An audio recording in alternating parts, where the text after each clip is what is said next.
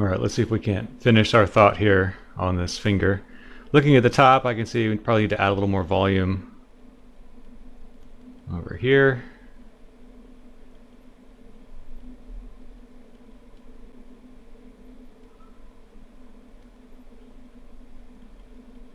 And I'm using the negative clay tubes on that to kind of round it off. Looks like we still have a little bit more on that side than on this side. And I see a little bit of a crevice there, or a divot. So I'm just going to kind of sculpt that back. Honestly, probably the dam sander would be better for that. So that way we get that sort of pillowing in that we like.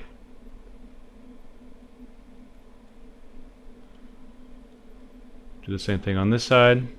Probably a good idea to clean it up before getting too crazy with the damn standard brush.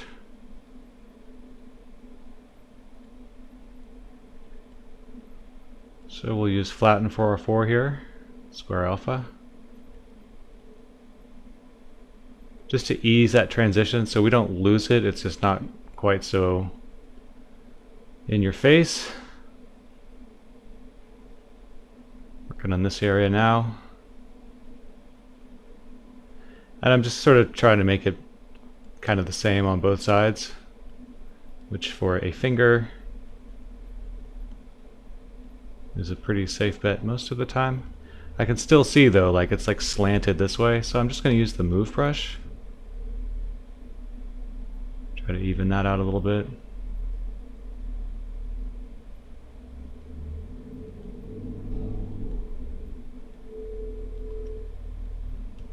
Back to the flatten brush. We'll try to integrate that little stroke there that I added in for that knuckle. So you see how nicely that just kind of like, we see it going up, we understand it's a knuckle, but it's still, it's so subtle, right? Like you just want to just kind of whisper about it.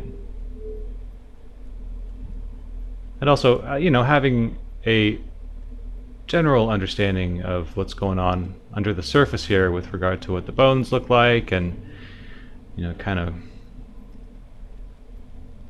what the tendons are doing.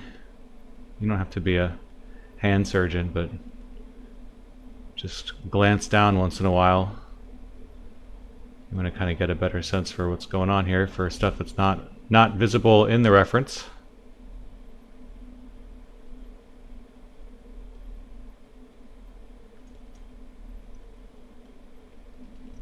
And once again, really still feeling like it's not quite even.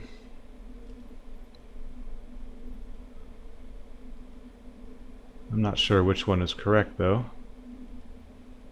so we'll just sort of split the difference. Use dam standard here to kind of define that a little better. That's going to be kind of in the underlying form here, because I will ultimately come in and, you know, add some of this stuff. But that is, like I said earlier, down the road a little bit. You can use dam standard. So I see this little ridge here. Dam standard is good for kind of tightening things up a little bit too. If you use it with Alt, you get a little bit more of that nice sharp edge. But those sharp edges don't really show up too often in anatomy, so you want to be careful. It can make your stuff look like it's more hard surfacey maybe than you mean to. And conversely, it is useful for hard surface.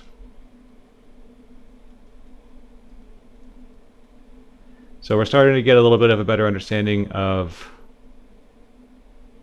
what that knuckle is doing. Whoops. So I just clicked on I just touched the surface over there, and now it's going to want to rotate, which makes it difficult. Rotate around this area. So if you just click over here, it will go ahead and move the pivot of the camera back to what it is that you are trying to work on.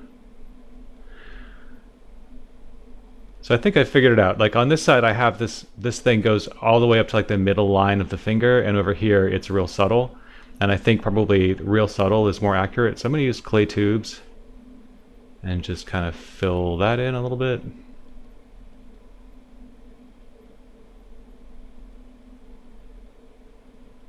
Just kind of this area here. And we'll use flat 404 to clean it up a little bit.